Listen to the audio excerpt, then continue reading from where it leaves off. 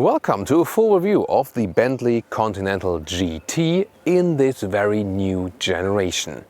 Here on Autogefühl, your #1 resource for in-depth car reviews and your #1 community to discuss cars, with Thomas, and we're going to take a detailed look on the elegant exterior, the interior and of course the driving experience today with the newer V8 engine. And we are also comparing the convertible, the GTC, and at the same time comparing it here with a different color and also a different trim, exterior and interior. So please join us now in full HD, full screen and full length. Let's go!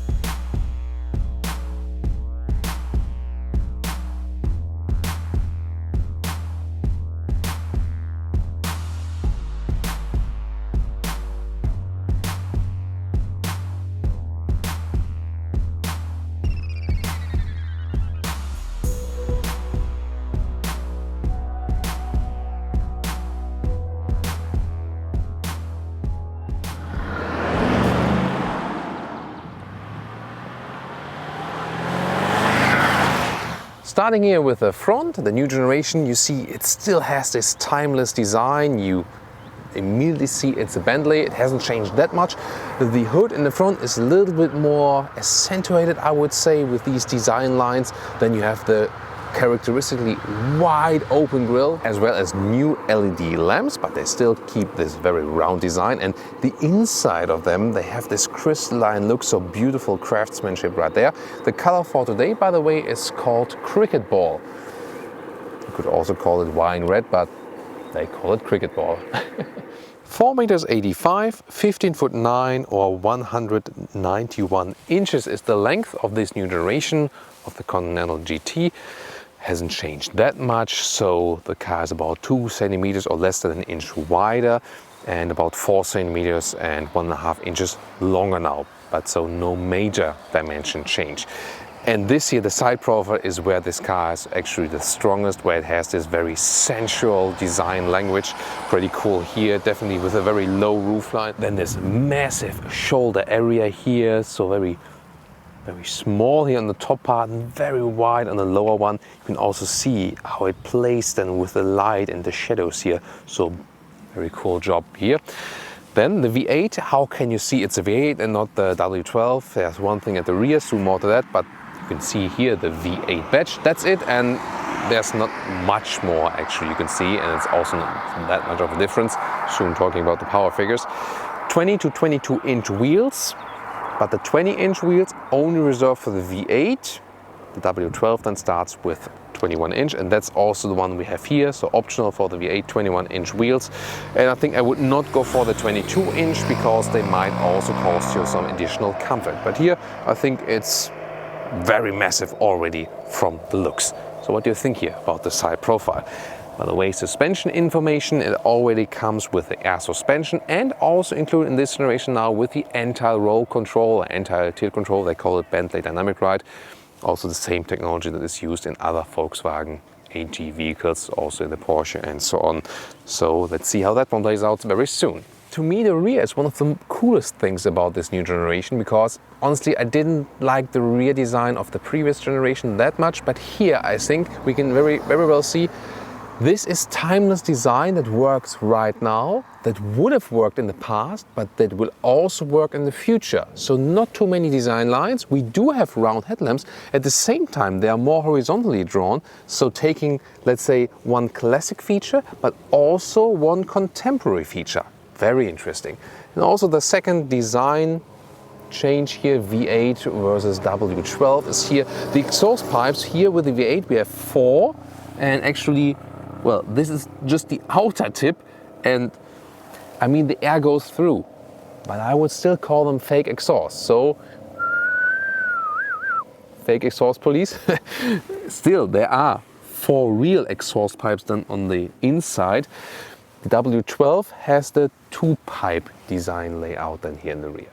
By the way, there's a retractable rear wing. It moves up at higher speeds, or you can also control it from the inside of the vehicle if you like to show off. And let's take a look at the convertible. First of all, roof is of course different. We'll show it closed and open. Then the color is called Monaco Yellow. Yeah, I mean, that's racing style heritage at least. And there's also trim here with the dark front grille and dark accentuations around the headlamps and so on. Black wheels, in this case 22-inch.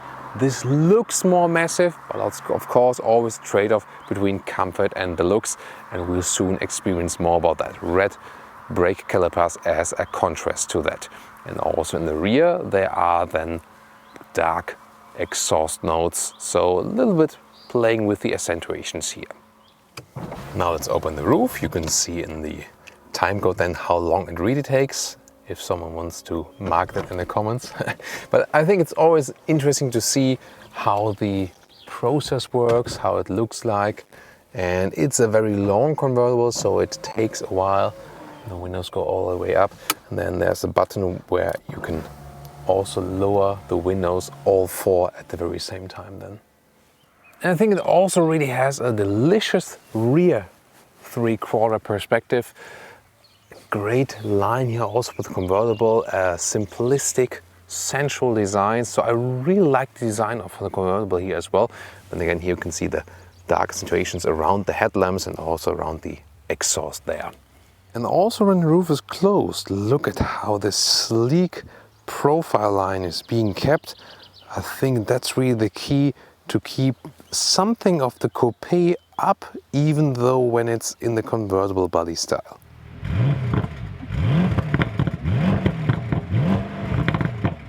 And here we go with the engine, a 4-liter V8 with 550 horsepower, and 4 seconds is the acceleration figure to 100 kilometers or 62 miles an hour. As an alternative, there would be the W12 6-liter with 635 horsepower, is 0.3 seconds faster. However, this V8 of course way more than enough. The weight difference is only 80 kilograms, by the way, interesting. And this V8 is taken from the Porsche Panamera, the same as the whole platform is delivered by Porsche. Of course, they're using these economies of scale, and it also makes sense inside the whole bigger corporation.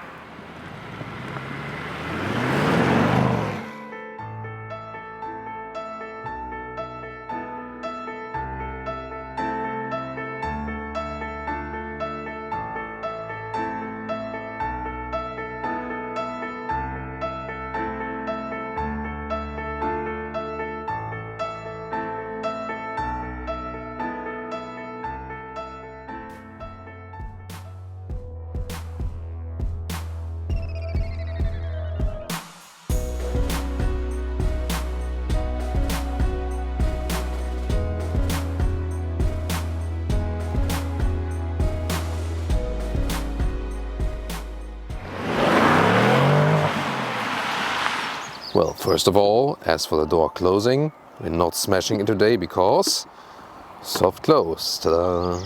Then dual insulation glass, you can see it right here. And of course frameless, as we know from coupés and convertibles. Well, it's a fitting color combination here today. From exterior to interior, you can pick so many different options as for the colors. Here also with a nice bright wood interior, but it's shiny. I would prefer a matte one, but again, there are so many options you can pick. Everything is galvanized as for the buttons here, and also gives you nice clicking sounds, good haptical feedback as well. This area here in the lower part, by the way, with the speakers and also with the Bentley entry badge, also looks really awesome at night. Then you have high floor mats and also beautiful pedalry, so here with aluminum and some rubber, good combination. All new interior, so much has been done. Smaller steering wheel, more compact, sporty to move around than the big wooden insert here, but again, so many different possibilities. There's always a nice detail to open and close here the air vents in a very classic style, so combining vintage and modern features here, for example, with the digital instruments as well. And then the seats, so far only animal skin available. Bentley have shown a concept vehicle already, which is all animal free, and they have a work group internally as well, so they are also changing that because, well, the rich people I know also love animals, so that's where also the future is going to, even at Bentley. Other than that, they are very voluminous. See right here how thick they are. Let's take a seating test quite soon, but I can already show the control details right there. So, lumbar support in 4 directions. Then here, the seat massage button. This one here to move the front part of the seat a little bit further out or in. This normal front back control or up and down. Then this for the back part of the seat, this one here for the head restraint actually, and here then for the bolsters, for the top one and for the lower bolsters to make them a little bit tighter or a little bit more open. Yeah, and a remote head restraint that always looks cool, so another nice show-off feature, isn't it? Now let's get inside, and it's of course a very special atmosphere in here. The doors of course very long here for the Coupé and both for the Convertible. Bang & Olufsen sound system, by the way, will soon test that out. The steering wheel control is the same as in the Porsche. This mechanism here from below. So there again you see some smaller similarities. Seating position here is actually quite sporty, but not that sporty. I mean from position inside the vehicle, but the seat itself is not sporty at all. And you know, I don't like bucket seats because they're just trimmed on sporty look, but they don't offer so much comfort.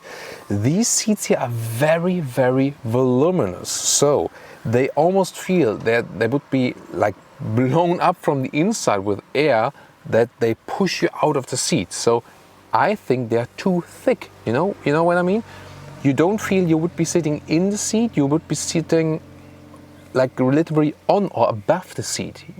Can you maybe refer to that what I mean? So I think it would deliver me more comfort if I would sit a little bit more inside the seat. And it's hardly ever that I said that about the seat. So I think, although everything is soft and so on, to me it's not the most optimal form from the seat ergonomics. That's just my very subjective feeling, and I already pushed everything, you know, from the bolstering back and loose and open and so on. However, when I put it to the lowest position, as for 1m86 or 6'1", still some headroom left right here for me, no problem. And of course you can also move around freely. Of course the middle console here is pretty thick, but we'll soon take another detailed look at that. Now the interior, of course, very impressive at first sight, but more structured also in this new generation. First of all, everything very well processed for the build quality, then the central lines, and at night it looks even cooler than here with the ambient lighting.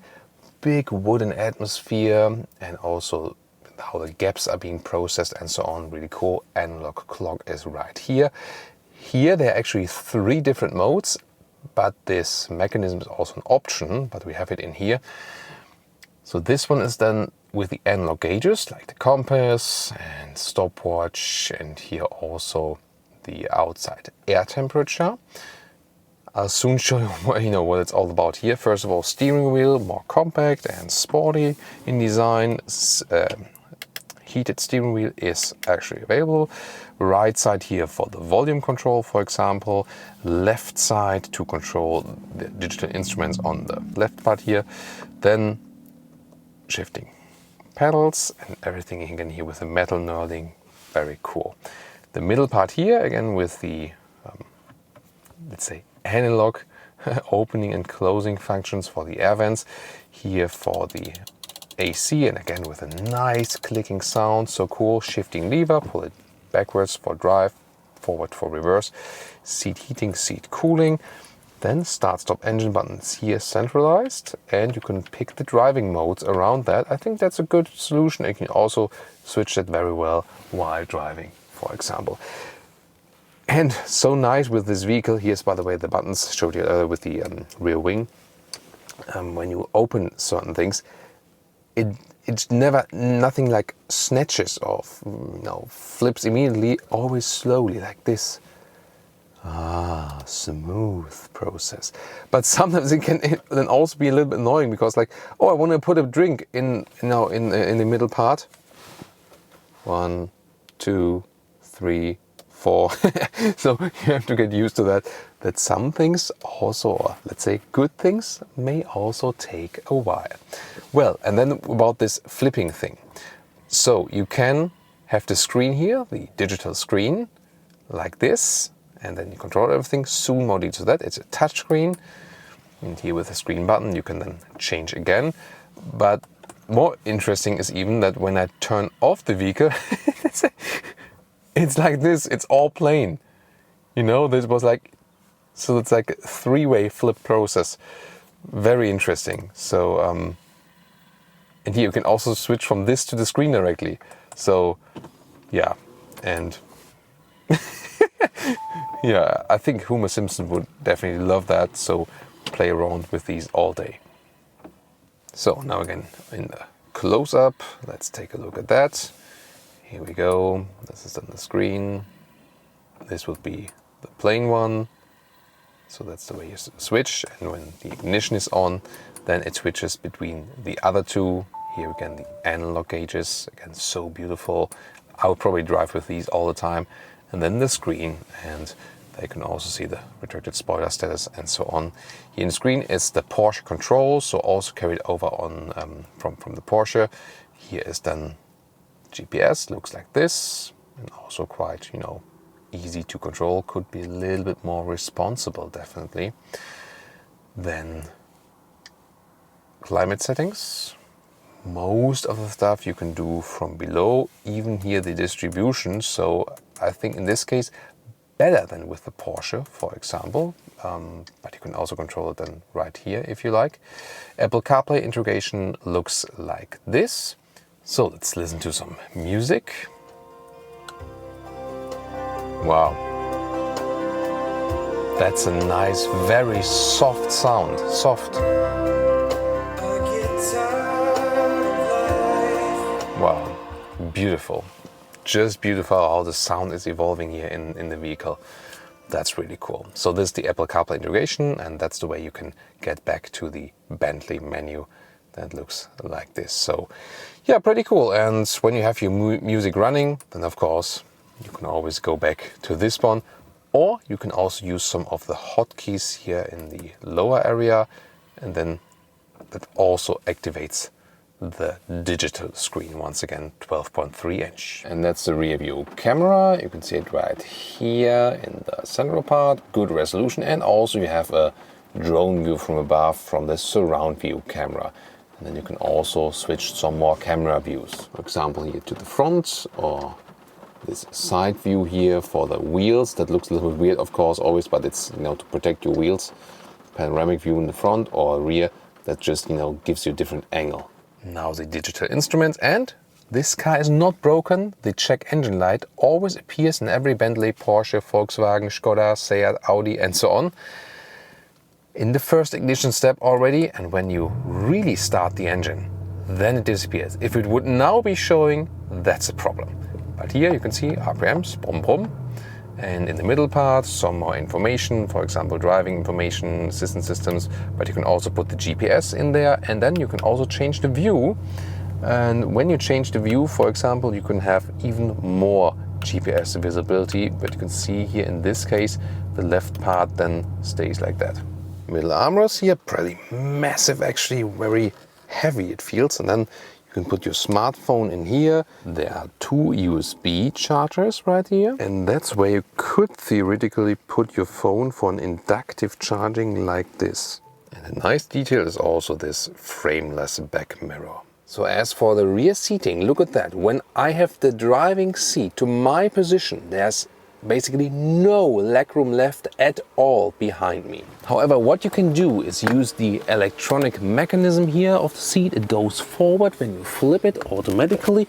Then you get to the rear, and it's actually quite comfortable here in the rear as well. So headroom wise, it does fit when my spine is relaxed. As soon as I put myself up, then I do hit the ceiling with my head. But the seating is actually quite comfortable. So that's actually nice. In the middle part, cup holders here, adaptive, 12-volt power supply with the metal knurling here around, also in the rear, 2 USB chargers. And then there's this very strange process here for the ski hatch. Yeah, it somehow makes sense because then you have a low loading sill. Here you have to open a second step, then you can load things through. And you can have this lower part then, but you still have this flying around part then here, and that's somehow strange, isn't it? I think it was the same in the previous generation, but just strange to have it in that way.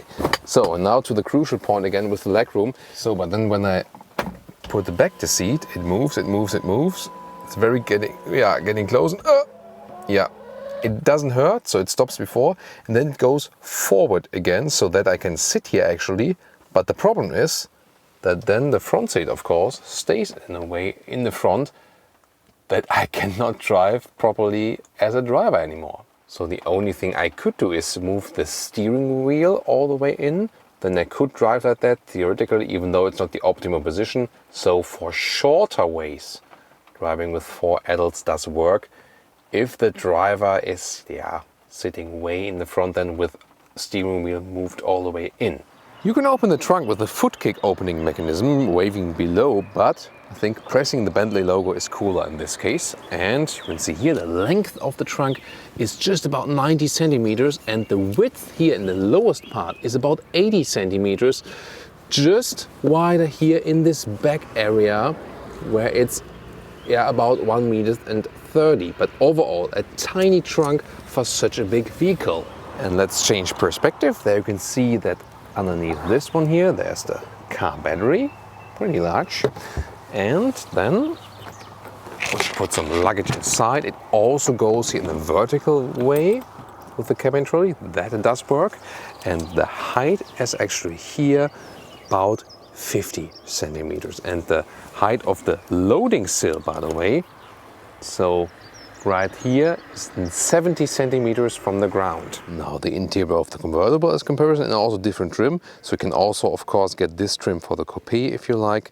Here all in black with yellow contrast stitches and also with a name sound system, 18 speakers. That's a top system that is available. By the way, also cool illuminations at night here again, also with the paddle light. And this special sound system has also vibration speakers in the seats, so they vibrate actually when you sit on it. I'll soon comment on that too. Then you can see here again how the steering wheel looks, and more black piano lacquers being used. When it's clean, it looks kind of classy, but you know, it catches dust and fingerprints. So what do you think? Which trim would you prefer? Here also with the rear seats, and you can just mount a normal big wind deflector in it. And ambient light wise, it's also the very same, looks also quite fancy. And once again, screen action right here, so you can see how it looks like here in the black trim. And head-up display, it's in both vehicles actually. Current speed and the loud speed, even though it's not the correct allowed speed here at the moment, it's a little bit higher. Well, sometimes there are some mistakes taken from the maps, so you always have to recheck yourself.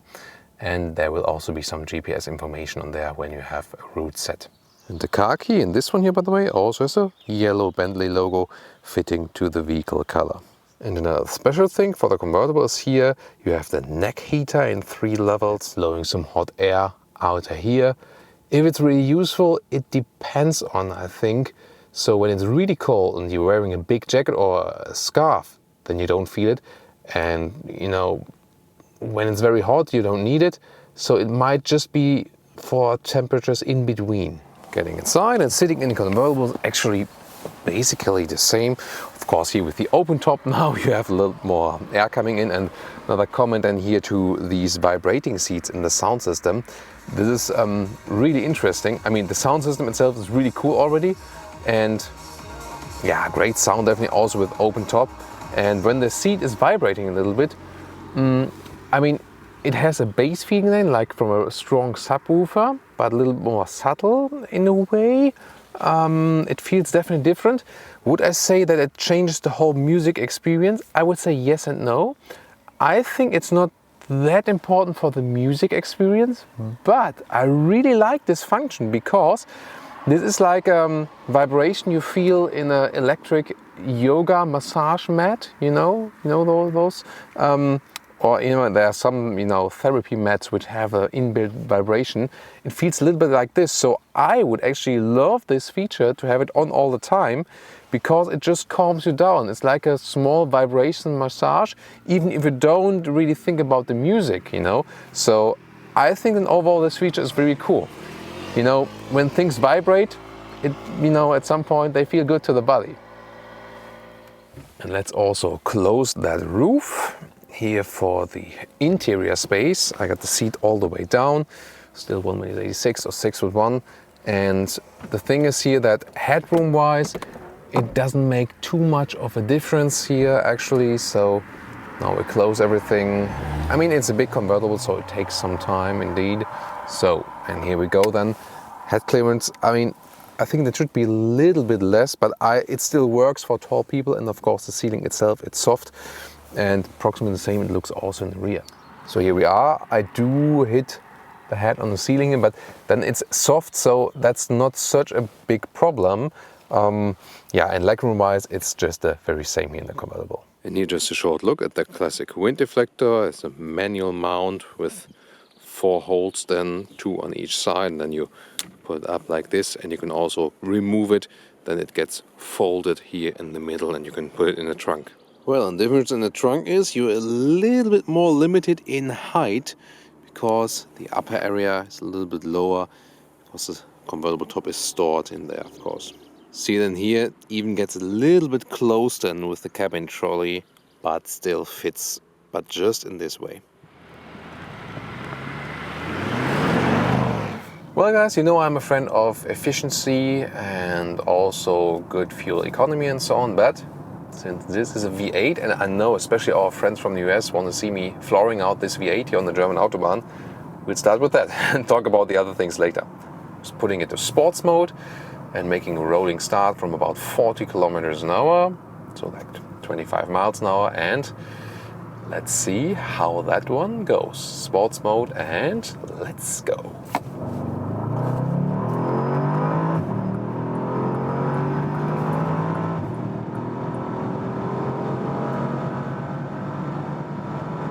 Well, that's 200 kilometers an hour or 125 miles an hour.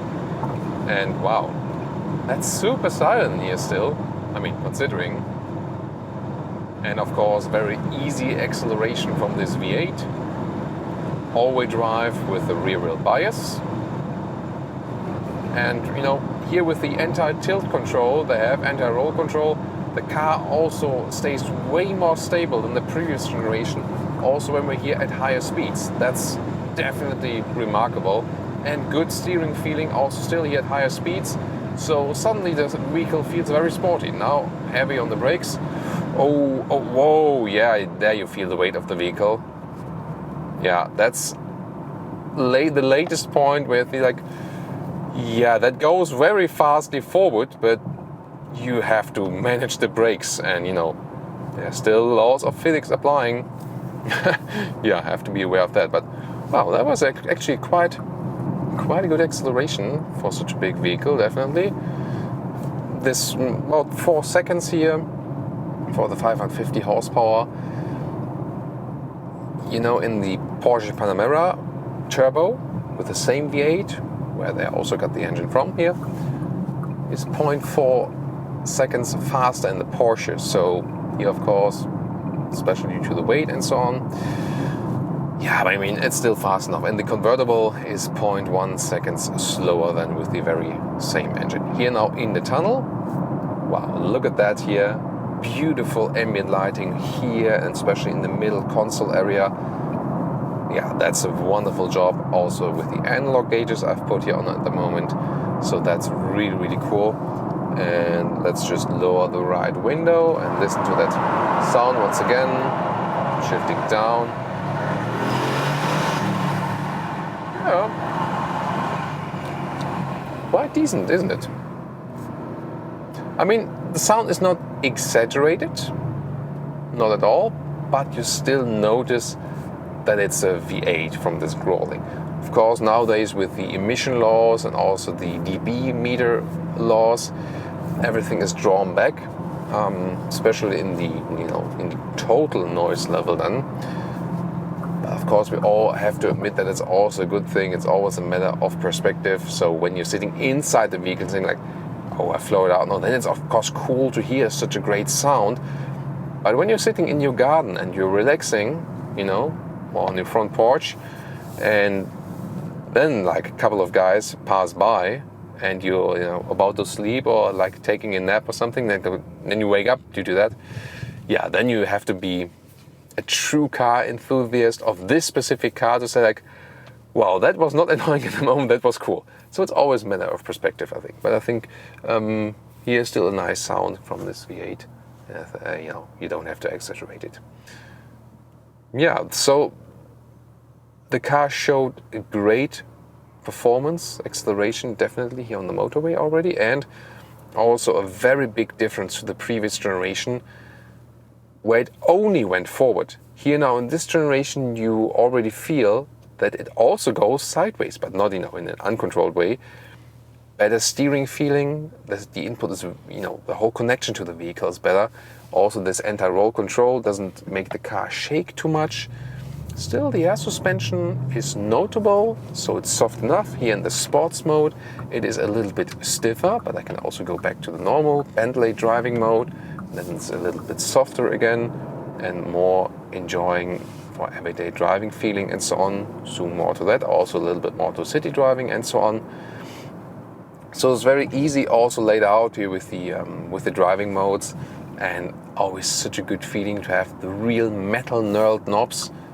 They give you this high class feeling, so everything you see and touch is very high in the build quality. And what's also very cool with this new generation, so before, especially with older cars, older British luxury cars, you had great craftsmanship, but then you had here and there some parts where it's like, yeah, you really have to love this style of this vehicle to, say like, we can excuse that. But here, so far, there's, this showed in the interior part, this middle ski hatch thing there in the back, that was like, I don't know. But other than that, everything's super well executed and thought through. So very, very, very cool. Yeah, of course, there's the material choice thing, but they are definitely also working on that. They just have to speed it up a little bit. So then, once more on the motorway, there's a nice old E30 Touring. It's not called E30 then, right, when it's Touring, I think. BMW fans help out with that. So getting on the motorway again, here again, how stable the car remains also in the corner, and how silent the car is on the motorway. Activating cruise control here, so far 80 kilometers an hour, passing the tunnels soon again, so you can take one more look here at the beautiful ambient lighting. The view to the rear, by the way, is very, very limited. So it's just like like this. Must be like when Jordi is watching through his lenses. So, but we have the Coupé, so there's no real B-pillar, so the visibility to the sides is awesome.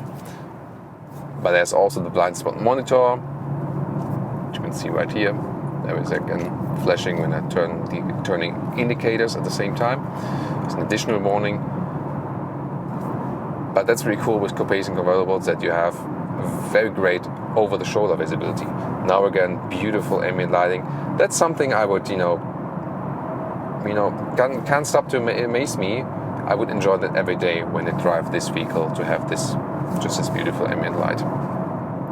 Well, to the front, I think they've also managed to improve that. Before that, you could not really estimate what's going on in the front there, because it was like not so good from the visibility. Now definitely better. Sports mode now again, and from 90 kilometers an hour, let's go.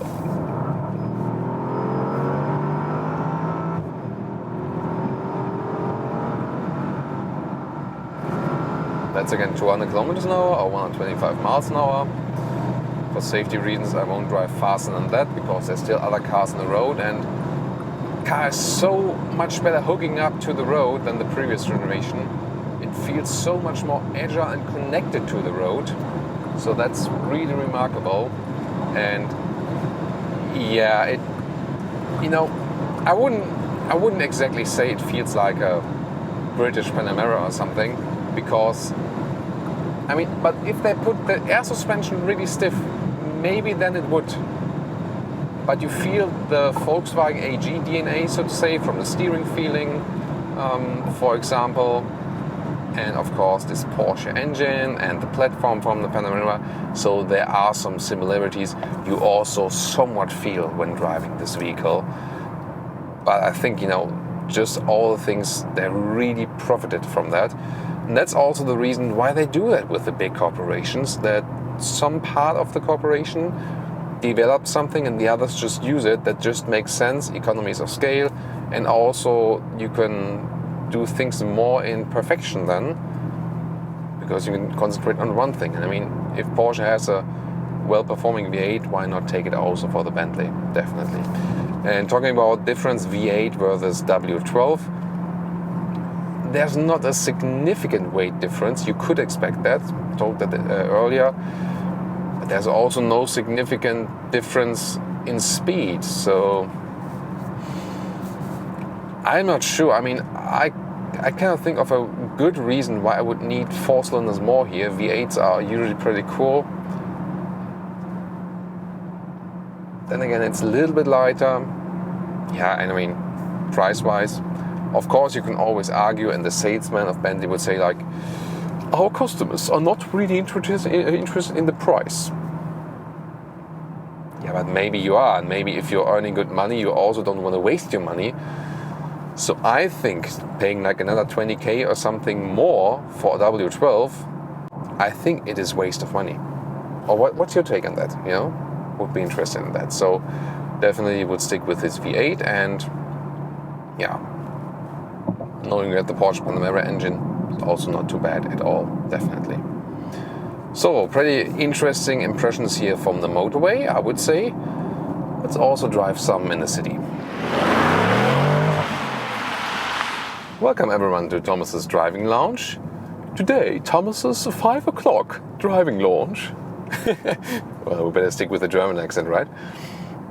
Well, the thing is here about this vehicle, it's so silent on the interior, and everything is laid out to be such a relaxing ride that you hear so many noises you wouldn't actually hear. For example, on the camera, there's this attachment in the front, which is actually blocking side sun rays, and like the slightest rattling from that, you suddenly notice when driving in this vehicle, because it's, everything is kind of like numb otherwise, but in a good way, So very interesting. So a great noise insulation, super silent here. One of the most silent vehicles I have driven so far at this speed already, and we also heard that at the higher speed, definitely.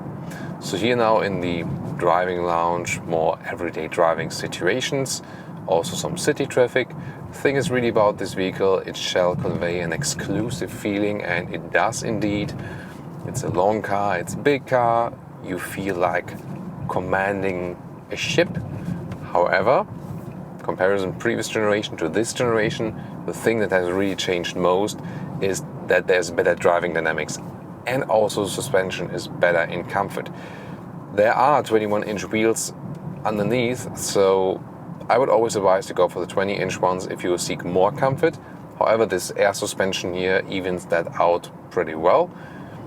So it's a very soft ride still, and you have this anti-tilt, anti-roll control as well, so the car stays relatively upright. However, if you compare it to the Porsche Panamera, the Panamera does have a stiffer setup also in the air suspension, so you have, let's say, a little bit more air to play with.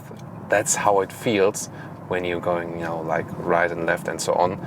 And also a major difference, in the previous generation, you could hardly have a good feeling in the steering. Now it's actually pretty precise and you have a good feeling in it. It's not set out again to be the sportiest steering. That's also not the whole meaning of the vehicle. It's again rather relaxed, so to say, but now in a good feeling. There's no real dead zone. It just, wants some more steering commands than, for example, a Porsche wants. But I think that's totally fine to lay it out in that way. I really like to what do I usually love and like? Love and like whatever to watch this this wooden interior while driving. It's something very classic, and always when you want to think like, I don't want to look at that GPS if there's nothing running, or at these controls, and you say like, also while driving, let's make it even more wooden, and then you can see also the compass direction I'm going, and that's actually nicer to look at, right? And immediately it looks a little bit like a vintage vehicle also while driving. I found this feature very, very cool, so why not? Other than that, I also have the head-up display to check my current speed and to, compare it also with the actual allowed speed. In Germany now, harder or harsher traffic laws apply, so speeding is, more highly fined from now on. So we also have to pay attention in Germany now a little bit more. Not that anyone would ever exceed the speed limit, right? Especially not in this vehicle. This vehicle is not for racing, it's more for enjoying, and I always use this word to describe, even though it's maybe not language correct, but I always say it's a sovereign feeling. This is also what this car is conveying. I do still have a criticism point as for the seating position. As I told you in the interior part, I really think that this seat here feels kind of blown up, like too voluminous. It doesn't have to be a sports seat like in the Panamera. Not really needed, but I'm not sure if it's different when you're just smaller than me, but I feel really like, I'm sitting on this balloon, which is like kind of blowing me away from the seat because it's so voluminous. I really like to sit a little bit more in the seat. Not bucket seat like, not at all, but just, a little less cushion, so to say. Pretty, unusual and strange. Yeah, I'm talking about unusual and strange. Interesting. Okay. Now I see. Yeah, sometimes you have to understand some traffic situations first. First watch the vehicle and say like, why is he stopping? I would want to let the pedestrians pass because there was no obvious way to be passed there. But, so yeah, why not? That's also what I talked about, sovereign feeling. You feel like, you're a little bit above things, and you say like, let the others do some shouting, yelling here, and like, oh, come on, drive, whatever. It's like, yeah, come on, I stop and just enjoy the silence, or I turn up the music system and I put in the seat massage, and then I'm all good. I think that's also what this vehicle is really for.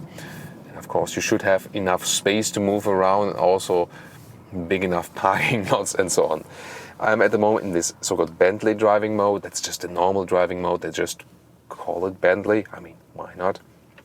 And there's also the comfort mode where everything is set on the softest term.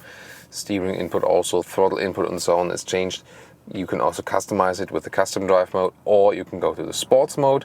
Also shows S then, and then you can also have a better throttle input. We also hear a little bit more from the exhaust, so if you want to speed it out a little bit, so that's possible. And you can also, play with this shifting lever, put it to the manual mode. This is possible as well, rather for going down probably, but just use the shifting pedals here to shift down. That's always possible. We go back to the sport mode, and here another acceleration from 50 to 80. That was already 90. It's like, instantaneously with this V8. And we know the power from the Porsche Panamera Turbo already. And here, again, not that fast, but definitely more than fast enough. So now I wonder, on the left lane, 3.5 ton, yeah, that's fine. So we're not above that. Because sometimes in these construction site lanes, there's also a restriction for vehicle width.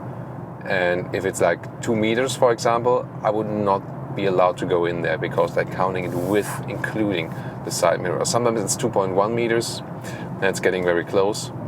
You know, leaning sideways.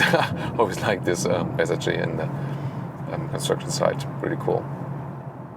So again, super silent here on the motorway. I can set the cruise control. It's also keeping the distance to the car in front of me if there was one. If I put this separate column up, increases by 10 kilometers each in the speed. There we go. There we go. To activate it, just pull it once towards you. And I can also watch then the commands of the adaptive cruise control in the head-up display. That comes really handy. And I think the suspension setup they found here is really very good. So I don't like it when air suspensions are made that stiff that you don't feel it's an air suspension anymore. Here, together with the anti-roll control, this Bentley Dynamic Ride, they call it here, the car doesn't swim on the road. It's definitely way more agile than the previous generation of the Continental GT, but you still have the feeling I am driving a soft air suspension. And I think that's very, very important. I want to have that. If I buy an air suspension, I want to feel it's an air suspension. And the car indeed does deliver that. So, and I mean, one of the things is it's still a big vehicle, you feel that, but also due to this increased agility in comparison to the predecessor, it also feels a little bit easier to ease around when it's here getting a little bit narrow, or also parking in and out. The turning circle is somewhat big, yes, still. So I wouldn't recommend for small cities, of course. But still, the car just feels a little more neutral and sporty in the handling. It's just easier to move it around.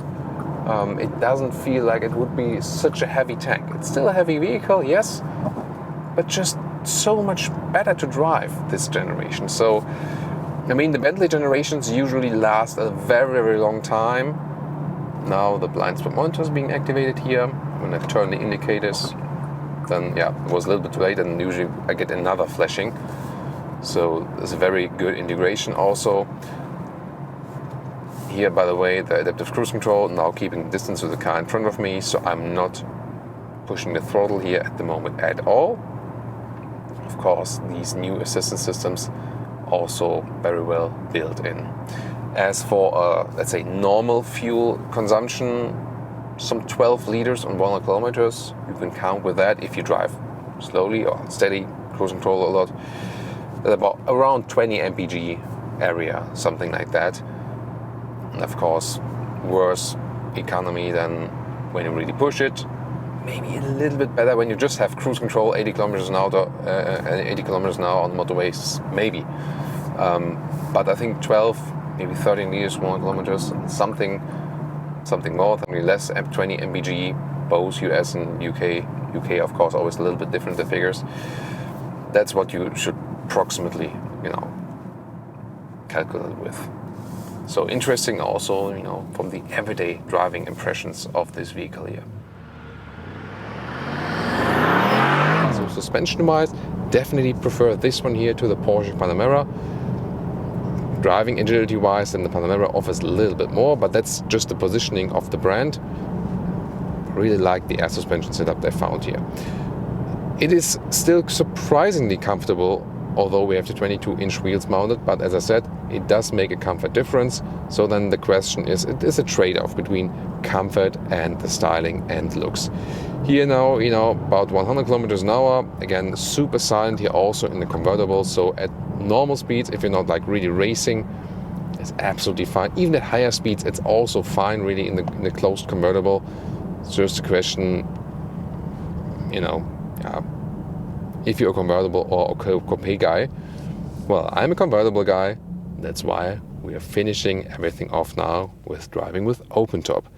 I can also open and close it while driving, of course, but the danger is the window is lowering like by this amount, and then the danger is always that the camera gets sucked in here, by the window. So it's safer to stand still, demount the camera, open the roof, and then mount again. And here we go. To me, the finest thing you can do with this vehicle, driving it with the open top. I do have the wind deflector mounted, and that's actually the most important thing to prevent, too much wind going around here in this vehicle. It's a classic one, but it's also the most effective one, definitely. And the question is always with the cabriolets, are they all-season convertibles, or are they just for hot summertime and so on? And I have to say that considering we're driving at the moment 50 kilometers an hour, so about like 30 miles or something, there is a surprising amount of wind noise from the left back area if we compare it, for example, with mid-size convertibles, be it like an Audi A5, BMW 4 Series, or Mercedes C-Class, or even then above that, Mercedes E-Class convertible, for example. Again, we're talking about a high niveau or high level here, so everything I say has to be rated against the price and not like in a general, low car segment. So we can also be a little bit pickier if we spend so much money, of course. But in general, still a very fun driving feeling, and that's what it's all about. Really cool to enjoy the air suspension. Now some damages on the road here, and I feel that 22-inch wheels, due to that reduce the comfort a little bit, but then still okay because the air suspension is evening it out. But I actually, wind noise wise, would have expected that it's a little bit more silent in here. From the wind I feel, actually it's still okay. Now it's about like a nice cruising speed, 60 to 70 kilometers an hour or something. This is always really nice for cruising. Here you feel for European roads the car is really wide. That can be a problem at times. Then you're more at home in a smaller convertible. This won't be an issue, of course, on US roads. Well, we picked a nice picturesque landscape road here for you, so you can enjoy driving this one here together with me with an open top. Definitely also a great Autogefühl. Well, what we can also do is going to the sports mode, then we can hear a little bit more of that V8, of course, just when I really hit the throttle. Other than that, you can also enjoy the landscape. Overview is, of course, really good in this convertible. And see here also the movement of my hair. At the moment, it's actually quite still. Yeah, just going on the safe here. Yeah, and then they can accelerate out and hear a little bit more of that V8. I told you earlier with the Coupé part that the engine sound is not that notable, so driving the convertible indeed makes it more notable, especially if you're in sports mode, but it's also not set on a tone that it's... They could also drive a little bit more to the side, can't they? So it's not set on a tone that you want to pose with the sound or something. This is, after all, a gentleman's car, and gentlemen don't want to arouse like too much attention. Yeah. But maybe a little bit, So the ladies should know, but they shouldn't be screwed off. That's, I think, the balance, isn't it? Yeah. So yeah, definitely just a fun ride, and exactly the thing we're doing here right now, just cruising, sometimes a little acceleration, but not exaggerating it. That's exactly what this car is meant to be as convertible. Yeah, very nice, Sometimes hearing a little bit of the music.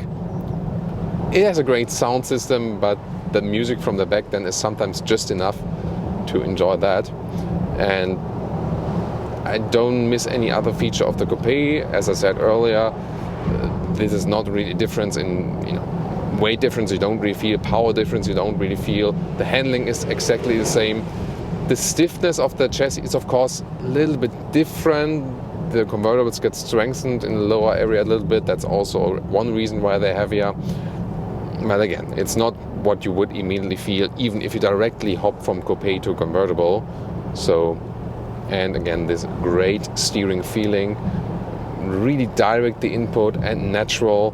So they really profit from this new steering feeling they have here. I think that's definitely very, very well done. So the last thing we'll do for today is go to the motorway with the convertible and see how it performs there when we drive open top at higher speeds.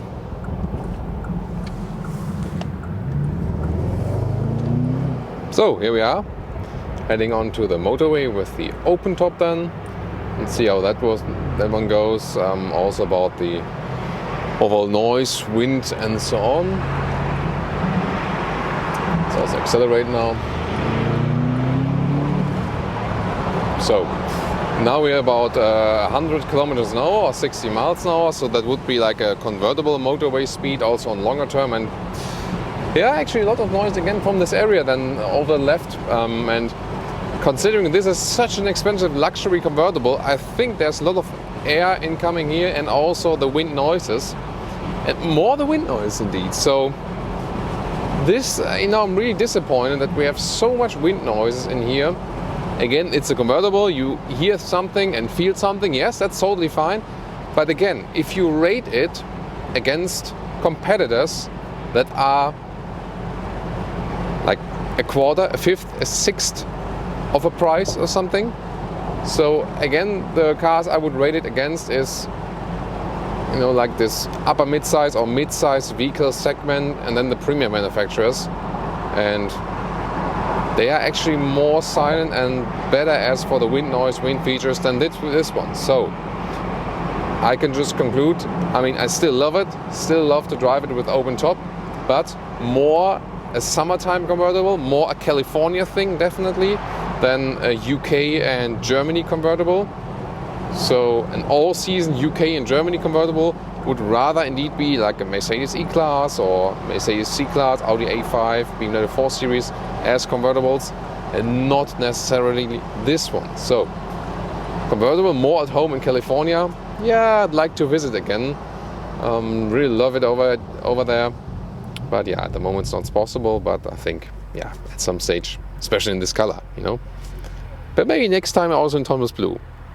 So, what do you think again about our driving impressions from the day? Coupé versus convertible.